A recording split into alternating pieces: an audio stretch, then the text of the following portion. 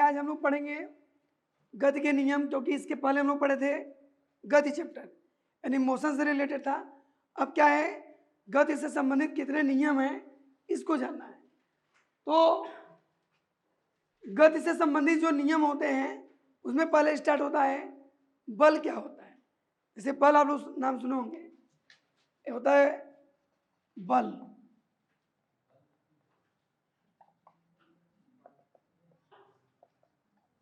Force, देखिए बल क्या होता है, बल के बारे में आप जानते होंगे बस ऐसे नॉर्मल रूप से। देखिए मैं कंपटीशन की तैयारी करा रहा हूँ, इसलिए ओरली रूप से ऐसे बता दे रहा हूँ, लिखवाने की कोई ज़रूरत नहीं है। बस हम लोग का ध्यान होना चाहिए कुछ पॉइंट पर और कुछ क्वेश्चन पर, और उसके बाद अब ऑटोमेटिक जो थ्योरेटिकल टॉपिक है उसको आपको भी पढ़ने हैं और थोड़ा बहुत बता देते हैं। जैसे बल क्या होता है कि बल वह वाय कारक है, वाय कारक माने वाय माने बाहरी, और बल वह वाय कारक है यानी कार्य में क्या होता है, कोई कार्य करेंगे, यानी किसी वस्तु को यदि कोई वस्तु विरामा में है या गति कर रहा है या वो चाहे जिस अवस्था में हो उसकी अवस्था को परिवर्तन करने के लिए या परिवर्तन करने का प्रयास करते हैं, तो प्रयास करना ही क्या कहलाता है, बल। जैसे ये दीवार है, अगर इस दीवार को धक्का दिया जाए तो क्या ये दीवार गिरेगा? नहीं, लेकिन वो गिर नहीं रहा है, लेकिन फिर भी बल तो लग रहा है, यानी आपने उसकी अवस्था को क्या किया, परिवर्तित करने का क्या किया, प्रयास किया। तो बल वह माया कारक है जिसके द्वारा किसी गति अवस्था को रोका जा सके या रुके हुए वस्तु को गति में लाया जा सके, और या तो उसकी अवस्था को परिवर्तित करने का प्रयास किया जाए, तो क्या कहलाएगा वो, बल।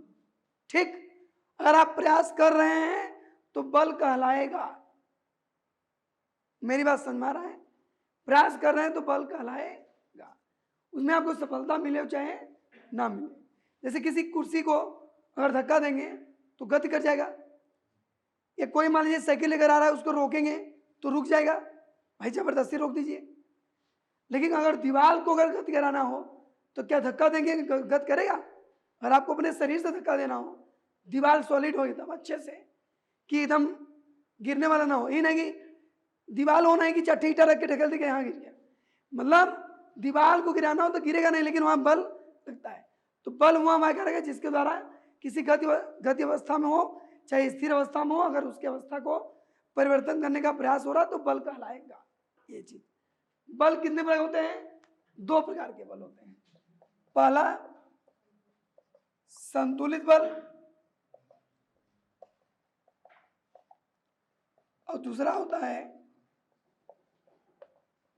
असंतुलित बल। मतलब संतुलित बल मान क्या होता है, बैलेंस्ड फोर्स, और इसको बोलते हैं अनबैलेंस्ड फोर्स। क्या बोलते हैं? Unbalanced force. अब क्या होगा, संतुलित बल को कैसे समझेंगे? जैसे किसी वस्तु पर अगर बल लगाया जाए, यदि उसका परिणामी बल शून्य हो जाए, यानी उसका परिणामी क्या हो, शून्य हो, तो उसे बोलते हैं संतुलित बल। और किसी वस्तु पर बल लगाया जाए और वो क्या, उसका परिणामी बल शून्य न हो, तो उसे क्या बोलते हैं, असंतुलित बल।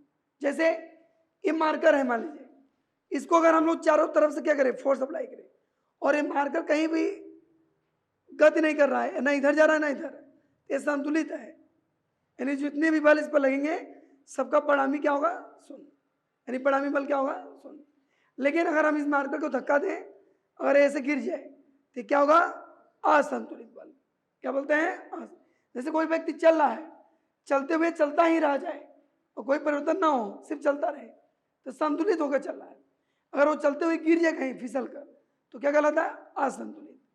तो संतुलित बल में क्या होता है, उसके परिणामी बल क्या होते हैं, शून्य, और असंतुलित में क्या होता है, परिणामी बल शून्य नहीं होता, यानी कुछ ना कुछ उसका परिणामी आएगा। ये हुआ आपका फोर्स के बारे में। फिर क्या होता है, न्यूटन, जैसे गति के सिद्धांत पढ़े थे, ऐसे न्यूटन ने क्या किया था, न्यूटन क्या है, साइंटिस्ट जानते हैं, तो न्यूटन ने गति संबंधित कुछ नियम दिए थे। क्या दिए थे, नियम। ये एक ऐसे साइंटिस्ट हैं जो कि बफर सिस्टम टाइप के हैं। बफर सिस्टम मतलब ये काफी नियम से दिए हैं, कोई भी नियम खोज कर रहा होता है ये न्यूटन पहुंच जाते हैं, अपना नियम लगा देते हैं। तो आप लोग भी क्या करना है, इनके नियम को समझना है सिर्फ।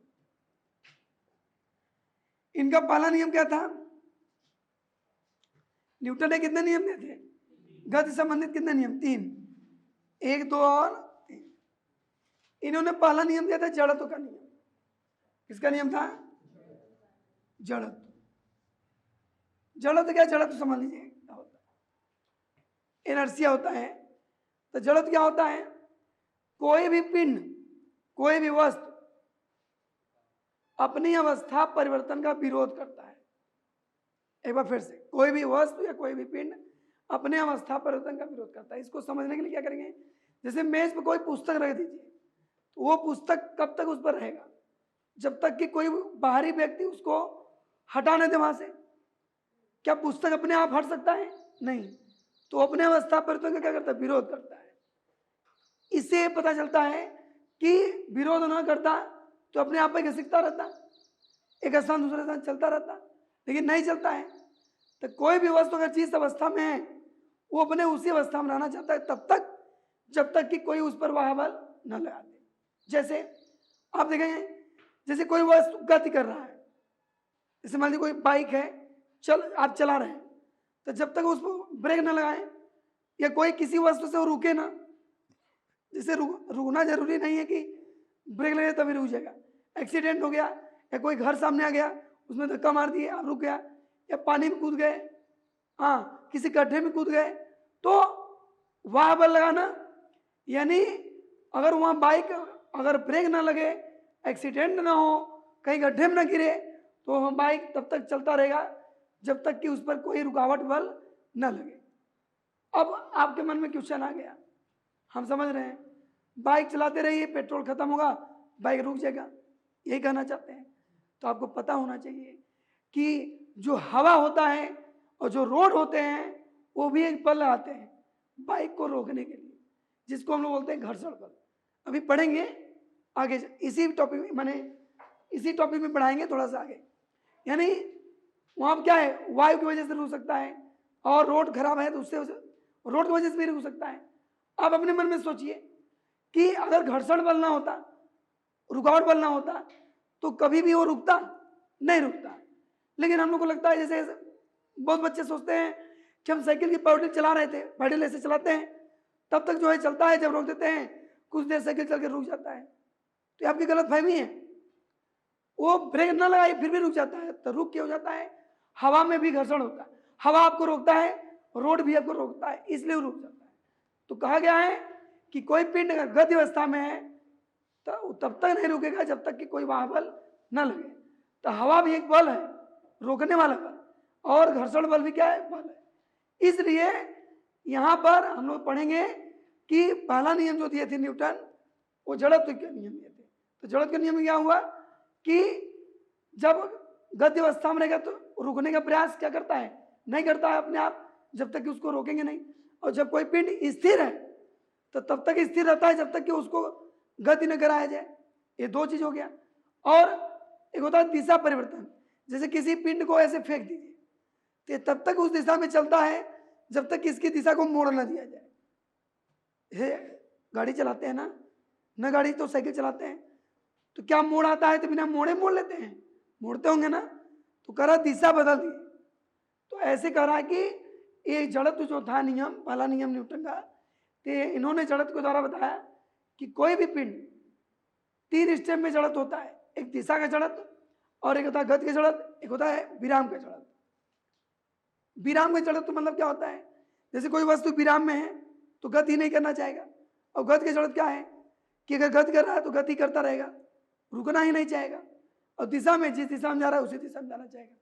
ये सब क्या है, जड़त्व। इसका एग्जाम्पल दे सकते हैं, बस, अगर बस में आप बैठे हो और बस आपका रुका हो, अगर आप बस में खड़े हैं तो अचानक बस चलेगा तो आप पीछे तरफ गिर जाते हैं, ये कारण होता है। तो बहुत डीपली में नहीं जाना है, बस कारण जान लीजिए कि जड़त्व का कारण होता है। क्योंकि बस रुका है तो आपका शरीर रुका है, लेकिन जब चलता है बस तो आपका पैर क्या होता है, आगे बढ़ जाता है। किसके सहायता से, जहां आपका पैर रहता है बस के तल पर, लेकिन आपका पूरा शरीर क्या रहता है, जड़त्व के कारण वो स्थिर रहता है, तो जिसके कारण वो पीछे गिर जाता है। और अगर कोई बस चल रहा हो, आप उसमें बैठे हो, अगर ब्रेक लगाएंगे तो किधर झुकेंगे, आगे की तरफ, तो उसमें भी क्या होता है, जड़त्व का नियम। तो ऐसे होता है, इसको थोड़ा पढ़ लीजिएगा, ये तो मैं बता दिया। अब देखिए पहला नियम न्यूटन ने क्या दिया था जड़त्व के नियम में, दूसरा नियम क्या दिया था, दूसरा नियम ये दिया था यदि कोई वस्तु है और उस पर बल लग रहा है तो उसमें क्या उत्पन्न होगा, त्वरण, और उसमें क्या होगा, द्रव्यमान होगा। तो वो बोला गया था कि जो बल होता है वो उसके द्रव्यमान के अनुक्रमानुपाती तथा उसके त्वरण के भी क्या होता है, अनुक्रमानुपाती होता है। इन दोनों को मिला देंगे तो बनेगा एफ प्रोपोर्शनल क्या होगा, एम ए, और जब प्रोपोर्शनल हटाएंगे तो क्या आएगा यहाँ पर, एफ इजकल टू के एम ए, स्मॉल के लिख दीजिएगा।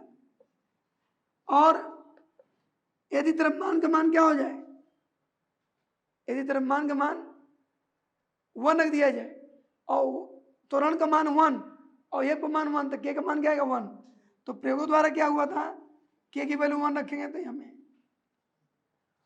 प्रयोगों द्वारा के की वैल्यू 1, अगर आपको समझना है तो द्रव्यमान की वैल्यू 1 की कितना रख दीजिए, 1 मीटर पर सेकेंड स्क्वायर, और उसके बाद क्या रखेंगे, ये 1 न्यूटन, तो ऑटोमेटिक क्या होगा, f equal to m a, यानी के की वैल्यू 1 आ जाएगा। तो ये सूत्र आप देखे होंगे, बल बराबर होता है द्रव्यमान गुणे त्वरण, बल बराबर होता है द्रव्यमान गुणे त्वरण, यानी force equal to mass into acceleration. इस सूत्र का यूज आप लोग कर चुके होंगे, लेकिन इनके नियम में था इसलिए बता दिया इतना विधिवत। ठीक, अब इस सूत्र का यूज हम लोग न्यूमेरिकल में करेंगे। और एक बात बताना चाहूंगा, द्रव्यमान मात्रक किग्रा होता है, त्वरण मात्रक मीटर पर सेकेंड स्क्वायर, तो बल का मात्रक क्या होगा, किग्रा मीटर प्रति सेकेंड स्क्वायर, और बल का शॉर्ट टर्म क्या बोल सकते हैं, एसआई पद्धति में मात्रक क्या होता है, न्यूटन। बल का मात्रक क्या होता है, न्यूटन, वो भी किस पद्धति में, एसआई। तीसरा नियम क्या था, क्रिया क्रिया प्रतिक्रिया प्रतिक्रिया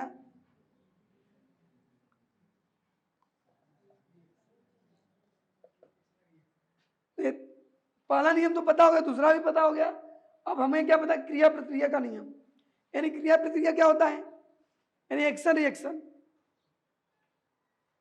जैसे सपोज करिए, कैसे पता चलेगा, क्योंकि एक्शन और रिएक्शन होता है। तो न्यूटन ने बताया कि यदि हम किसी वस्तु पर बल लगाते हैं तो वह वस्तु भी हमें उतना ही बल लगाता है। जैसे इस दीवार को अगर 10 न्यूटन बल से धक्का दिया जाए, इस दीवार को 10 न्यूटन के बल से धक्का दिया जाए तो दीवार भी हमको 10 न्यूटन का बल लगाता है, लेकिन उसकी दिशा क्या होती है, विपरीत होती है। विपरीत मतलब क्या, कि अगर हम उसको इस दिशा में लगाएंगे बल तो दीवार हमें इधर बुलाएगा, अपोजिट। अगर हम नीचे लाएंगे तो वह ऊपर लाएगा। माने एक तरह से देखा जाए, अगर हम लोग फ्रंट पे लाएंगे तो बैक लाएगा। यानी सदैव जो प्रक्रिया होता है वो लगाए गए बल के क्या होता है, यानी क्रिया के विपरीत होता है। अगर एक्शन इस तरफ हो रहा है तो रिएक्शन हमारा किधर होगा, इधर। ये ध्यान दीजिए, और उसका मान समान होगा। अगर इसको आपको आजमाना हो तो आप क्या करिए, इस हाथ से दीवार को तेजी से मारिए, तो जब तेजी से दीवार को मारेंगे तो दीवार भी आपको मारेगा, लेकिन आपको यह समझ में आएगा कि मैं मारा हूं। मारने के बाद आपको पता चलेगा मैं मार खा गया हूं। आ रही बात समझ में, ऐसा आपको महसूस होगा। अगर आपको नहीं विश्वास है तो मैं कहता हूं ना, पहले इस्तेमाल करो फिर विश्वास करो। एक काम करो, मुट्ठी बांधो, बहुत बाहुबली बनते हो ना, दीवार में तेजी से मारो और तुमको भी लगेगा चोट। ओके, अगर शरीर कमजोर हो तो दीवार में मत मारना। कोई हल्का फुल्का जैसे बालू हो गया, उसमें तुम्हें कम महसूस होगा, लेकिन ध्यान देना रिएक्शन बराबर होता है। अब आपको क्या कुछ एग्जाम्पल ऐसा देते हैं जहां आपको रिएक्शन कम पता चलता है। जैसे सपोज करिए किसी को चाटा मारो उसके गाल में, तो जो जिसका गाल होगा उसको तेजी से लगेगा और जिसका हाथ होगा उसको कम। क्यों, एक्शन रिएक्शन बराबर हुआ, लेकिन पता किसको ज्यादा चला, जिसका गाल होगा, और जिसका हाथ होगा उसको कम महसूस होगा, क्योंकि हाथ मजबूत होता है, ये कमजोर होता है। आपको नहीं विश्वास हो रहा है, एक काम करिए, इसी हाथ से आप उसके हड्डी में मारिए, यहां पर इस हाथ से हड्डी में मारिए, जिससे क्यों नहीं हो गए ना, हाँ इसमें मारिए। और जब इसमें मारेंगे तब इसको कम लगेगा और इसको ज्यादा। तो जो चीजें कमजोर पड़ेगा उसको ज्यादा पता चलता है, इसलिए हमको नहीं पता चल पाता। इसलिए जानते रहिए एक्शन और रिएक्शन बराबर होता है और दिशा विपरीत। ओके, ये होता है क्रिया प्रतिक्रिया का नियम। तो कुछ बेसिक चीजें हैं जो नॉलेज आपको होना चाहिए, तो मैं आपको बता रहा हूं। अब हम लोग इसके आगे पढ़ेंगे संवेग के बारे में। संवेग होता है, इसकी अरे संवेग क्या होता है, इसकी इंग्लिश होती है मोमेंटम होता है। किसी भी वस्तु के द्रव्यमान और उसके वेग के गुणनफल को संवेग कहते हैं। संवेग को किससे डिनोट करते हैं, स्मॉल पी से। स्मॉल पी इक्वल टू क्या होता है, एम। देखिए ध्यान से यहाँ पर संवेग क्या होता है, पी इक्वल टू क्या होता है, एम। यानी संवेग को किससे डिनोट करते हैं, स्मॉल पी से। एक बार फिर समझिए, द्रव्यमान और वेग के गुणनफल को संवेग कहते हैं। क्या बोलेंगे, द्रव्यमान और वेग के गुणनफल को संवेग। और ये ध्यान देना, जिसका द्रव्यमान लेंगे उसी का वेग लेंगे। ये नहीं कि द्रव्यमान किसी और का ले लें और वेग किसी और का लेंगे, गुणा कर दें, कहते संवेग आ गया। नहीं, जिसका द्रव्यमान लेंगे उसी का क्या लेंगे, वेग, और दोनों का गुणा कराएंगे तो क्या मिल जाएगा, संवेग। इसका मात्रक क्या होता है, संवेग का मात्रक क्या होता है, किग्रा मीटर प्रति क्या होता है, सेकेंड। क्या होता है, किग्रा मीटर प्रति सेकेंड। क्योंकि द्रव्यमान का मात्रक किग्रा और वेग का मात्रक मीटर प्रति सेकेंड, तो मिलके बन गया, कोई दिक्कत नहीं। बल का मात्रक किग्रा मीटर प्रति क्या होता है, सेकेंड स्क्वायर। और यह करके ले सकते हैं क्या, न्यूटन। शॉर्ट फॉर्म में लिखते हैं एन। ठीक, बल का मात्रक क्या होता है, न्यूटन, और इसका मात्रक यहाँ लिख दिए। इसका यूज कहाँ करेंगे, न्यूमेरिकल में, इसीलिए तो लिख रहे हैं। और इससे कोई सूत्र बनाना तो क्या करेंगे, आइए देखिए। एफ इक्वल टू होता है एम ए, इंपॉर्टेंट है, लिख दे रहे हैं। F equal to m a होता है। गति का पहला समीकरण क्या होता है, v equal to u plus a t होता है। ए की वैल्यू यहाँ से निकाल लीजिए, तो v minus u equal to a t. तो हमें किसका मान चाहिए, ए का मान, तो v माइनस यू बाई क्या होगा, t इक्वल टू ए। ये सूत्र क्यों बना रहे हैं आप समझ जाएंगे जब न्यूमेरिकल लगेगा, और बहुत अच्छे समझ जाएंगे। तो देखो ये क्या है, द्रव्यमान, इसको रहने दो, ए की वैल्यू यहाँ पर रख दीजिए, v माइनस यू बाई क्या होगा, t। अब यम से गुणा करा दीजिए, यम भी माइनस क्या होगा, यम यू, और बाई क्या होगा, t। अब देखा जाए तो क्या है, यम भी संवेग है, यम यू भी संवेग है। बस इसको बोलेंगे अंतिम संवेग, इसको बोलेंगे प्रारंभिक संवेग, कोई दिक्कत नहीं। अगर हम लोग संवेग परिवर्तन की दर को क्या बोलेंगे, बल। एक तरह के से ये भी फॉर्मूला बन के तैयार हो गया। और अगर हम लोग इसका गुणा करा दिए, एफ इंटू टी कर दें, और एम भी माइनस क्या, यम यू, ये आपका बन जाएगा आवेग। आवेग की इंग्लिश क्या होती है, कि इम्पल्स। ठीक, अब यहां देखेंगे कि अगर इस सूत्र से आवेग बन गया, आवेग बराबर क्या होता है, आवेग बल गुणे समय। देखिए यही होता है, आवेग बराबर क्या होता है, बल गुणे समय। ये बल है, समय है, तो बल और समय का क्या करेंगे, गुणा करेंगे, तो बन जाएगा क्या, आवेग। अच्छा, आवेग को संवेग तो समझ आ गया कि जैसे कोई कार है, गति कर रहा है, तो उसका वेग ले लीजिए कितना है, मान लीजिए 80 की स्पीड में है, तो 80 गुणे जितना उसका द्रव्यमान गुणा कर दीजिए, संवेग मिल जाएगा। लेकिन स्टूडेंट को आवेग नहीं समझ में आता है, सर ये आवेग क्या होता है।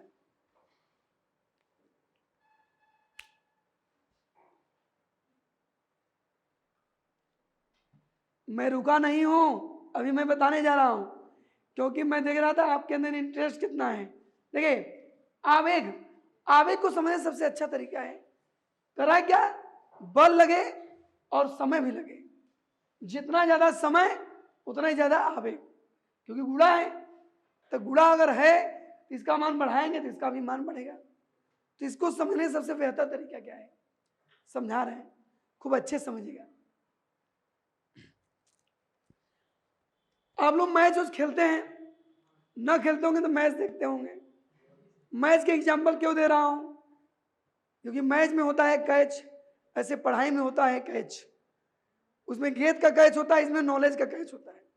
तो आइए देखते हैं, अगर रियल में आप मैच खेलते हैं तो जो मैं बताऊंगा आपको समझ में आ जाएगा, तो सिद्ध हो जाएगा मैच खेल रहे हैं। आइए देखिए, जैसे कभी जो फील्डर होता है, फील्डिंग करता है, तो जब बॉल बहुत बाउंड्री पर अगर आप खड़े रहिए तो बहुत तेजी से बॉल होता है, बहुत तेजी से कैच लेने के लिए। तो क्या आप कैच ऐसे लेते हैं कि बॉल आए ऐसे कैच ले लिए, ऐसे कैच ले लिए? ये पागलों मती कैच नहीं होता है। जब भी कैच लेते हैं, देखिए जैसे कैच लेते हैं ऐसे लेते हैं, इस तरीके लेते हैं, हाथ पीछे करते हैं ना, या ऐसे करते हैं, ऐसे कर लेते हैं, या इस तरह करते हैं। आपको लग रहा है मैं एक्टिंग कर रहा हूं, मैच खिला रहा हूं, समझा रहा हूं, और इतना समझाऊंगा आप अपने आप को भूल सकते हैं, लेकिन आवेग को नहीं भूल पाएंगे, क्योंकि मैं आवेग को आवेश में समझाऊंगा। कैसे? देखिए, आवेग बराबर बल गुणे समय। तो मैंने बोला कि जब हम लोग बॉल आता है तेजी से, तो बॉल के द्वारा क्या लगता है? बल, फोर्स लगता है। अगर हम लोग अपने हाथ को पीछे करते हैं, बॉल के साथ हाथ को पीछे करते हैं, नहीं समझ रहे?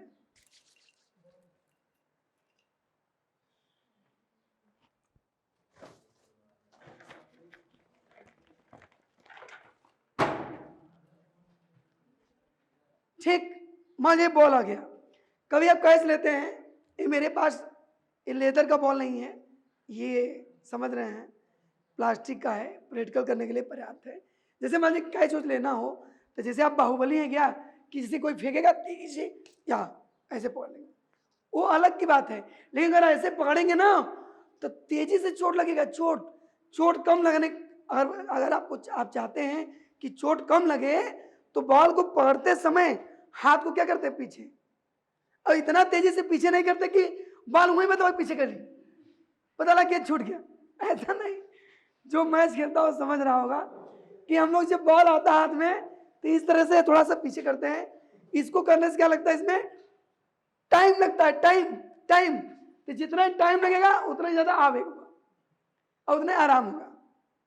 ओके, आ से आवेग, आ से आराम। कब? जब आप इसमें टाइम लेंगे तब। अच्छा चलिए, मैंने बॉल वाल समझाया। अगर हम मैच खेलते हैं तो बहुत जल्दी समझा होगा कि तेजी से कोई बॉल को फेंके, तो जब हम लोग पढ़ते हैं तो हाथ को पीछे करते हैं। ये तो समझ में आया, वेरी गुड। साइकिल पे बैठे हैं ना, साइकिल पे सीट पर नहीं, साइकिल के जो कैरियर होता है पीछे पीछे, वहां कभी बैठिए और कोई चलाता हो तेजी से, और जब कभी ब्रेकर वगैरह आता है या रास्ता खराब, तो आपको महसूस होता है आपको चोट लगता है। ये मैं नहीं बताऊं कहाँ लगता है, आप समझ लीजिएगा, माने चोट लगता है। तो लेकिन अगर आप बाइक पे बैठ जाइए, बाइक पर, तो जब बाइक पे बैठते हैं तो वहां पर ब्रेकर आता है तो चोट नहीं लगता, क्योंकि उसका जो सीट होता है गद्दीदार होता है, थोड़ा सा उसमें साकर होते हैं। अब बता लो आप ठेला बैठ गए और ठेला कूद गया लगे तो उसमें चोट लगेगा। या ऑटो में बैठ गए, ऑटो में, और पीछे सीट पर ऑटो सीट ना हो, कोई ऐसे डब्बा रख दिया जाए तो उसमें चोट लगता है तेजी से। ओके, फोर व्हीलर जितना महंगा आता है ब्रेकर पता नहीं चलता। जैसे 20 लाख की गाड़ी कोई है या 15 लाख की कोई गाड़ी है, आप उसमें फोर व्हीलर में बैठ जाइए, ब्रेकर पता ही नहीं चलता, पता नहीं चला। क्यों? क्योंकि वो क्या करता है, साकर उसको एडजस्ट करता है। आवेग, क्योंकि जहां पर धक्का लगता है या जहां पर उसको दबाव पड़ता है, तो उसका जो स्प्रिंग होता है तो क्या करता है, दबता है ऐसे, तो क्या लगता है, समय लेता है। तो जितना समय लेगा उतना आपको आराम होगा। अब तो मैं आपको आवेग समझा दिया। अब एक लास्ट एग्जांपल दूंगा और आपको समझ में आना तय है। देखिए, जैसे आवेग को समझना है तो क्या करेंगे, जैसे कोई प्लास्टिक का नहीं, कोई लकड़ी का कुर्सी हो, या लकड़ी का कोई मेज हो, या लकड़ी का कोई ब्रेंच हो। एक काम करिए, एक दिन उस ब्रेंच पर बैठिए मत, कुछ ऊंचाई से कूद जाइए, उस ब्रेंच पर कुछ ऊंचाई से कूदिए, वो भी पैर के बल नहीं, ढुकनों के बल। जब कूदेंगे बहुत तेजी से चोट लगेगा, लेकिन वही ढुकने के बल अगर आप सोफा पर कूदेंगे, सोफा जानते हैं ना कि बहुत अच्छे से उसमें गद्दीदार होता है, जब कूदेंगे बड़ा अच्छा लगता है ना, जितना स्पेशल सोफा उतना अच्छा लगता है। क्यों? क्योंकि वो आवेग है। क्या है? आवेग। तो आवेग यही है कि जो बल के साथ साथ उसमें क्या लगे, समय। तो जितना समय लेंगे उतना ही ज्यादा आवेग होगा, और आवेग के कारण से ही हम लोगों को क्या होता है, बहुत रिलैक्सेशन महसूस होता है कहीं बैठने या कहीं उठने पर। जैसे सोफा पर बैठेंगे बड़ा अच्छा लगता है, लकड़ी कुर्सी बैठिए जना ऐसा लगता है चोट लगे, लोहे की कुर्सी बैठिए अजीब लगता है। अब सुनना, ये होता है आवेग। मैं इतना एग्जाम्पल दे दिया हूं, शायद आप आवेग भूल जाएंगे लेकिन एग्जाम्पल नहीं भूलेंगे, लेकिन टेंशन मत लीजिए, नहीं भूलेंगे। आप इतना नोट कर लीजिए, अभी आपको कुछ बताना है।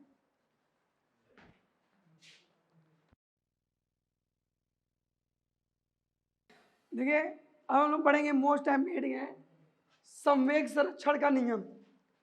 ये देखिए मतलब एक तरीके से देखा जाए संवेग हम लोग पढ़े फिर आवेग पढ़े, और संवेग संरक्षण के नियम में क्या होता है कि हम लोग इसमें जैसे तो समझने के लिए क्या करते हैं कि जो संवेग होता है वो संरक्षित रहता है। संरक्षण मतलब सुरक्षित, मतलब उसमें कोई लॉस नहीं होता है।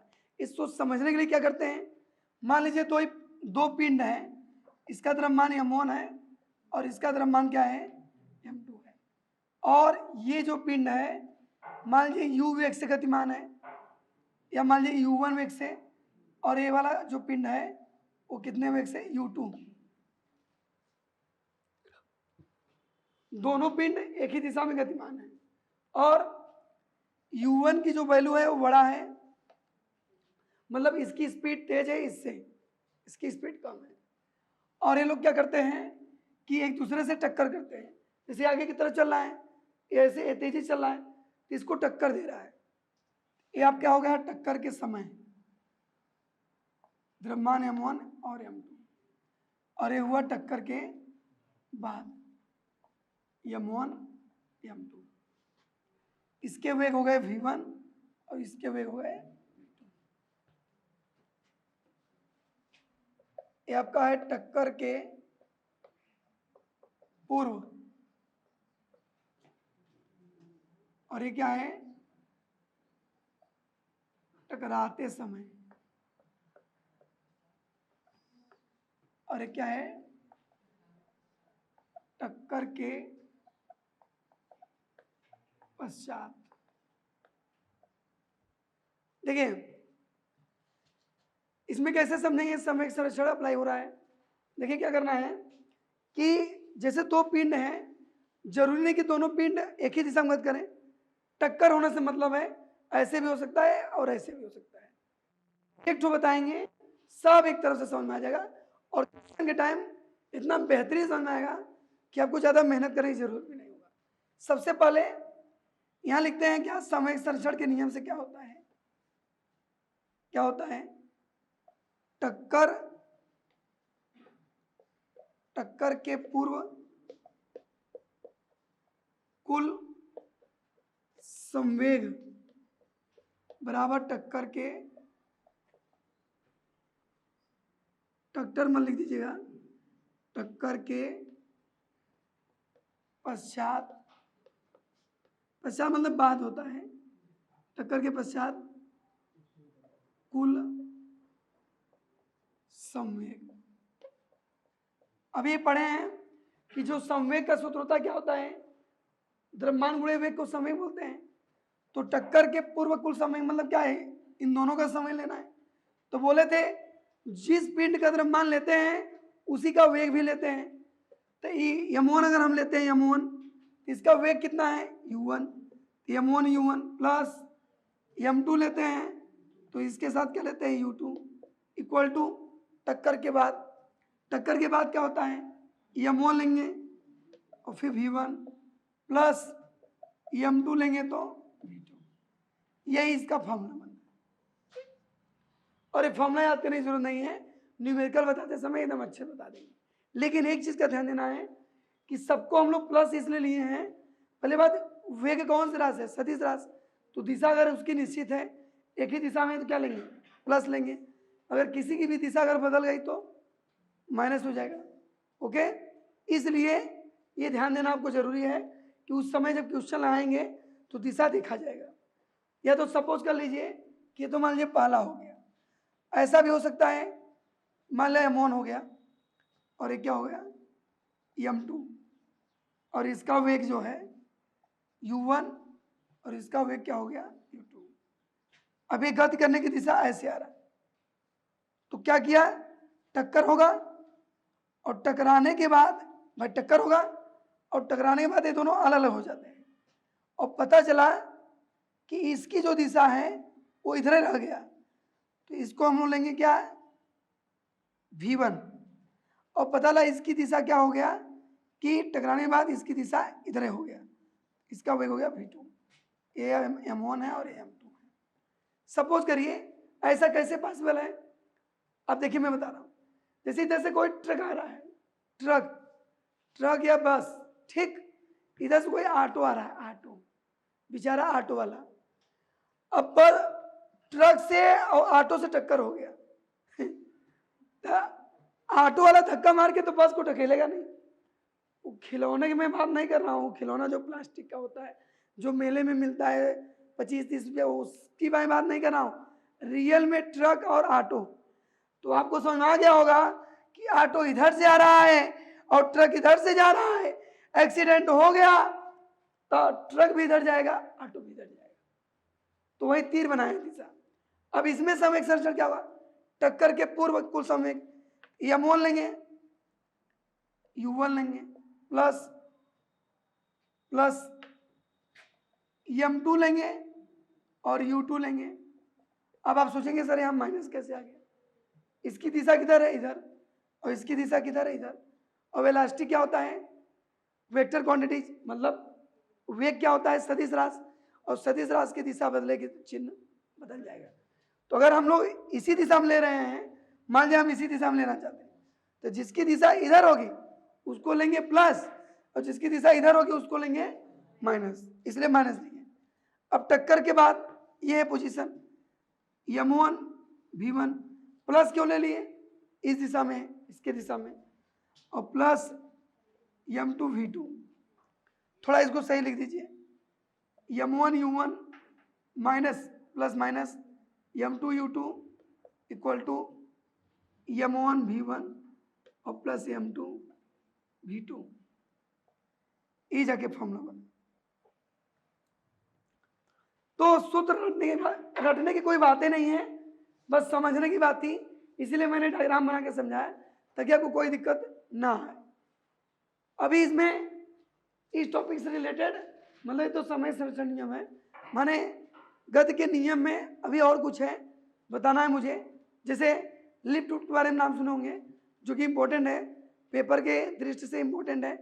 अगर आपको जानना है तो आप लोग क्या करेंगे, पहले इतना वीडियो देख लीजिए, क्योंकि अब हम मिलेंगे नेक्स्ट वीडियो में नए टॉपिक के साथ।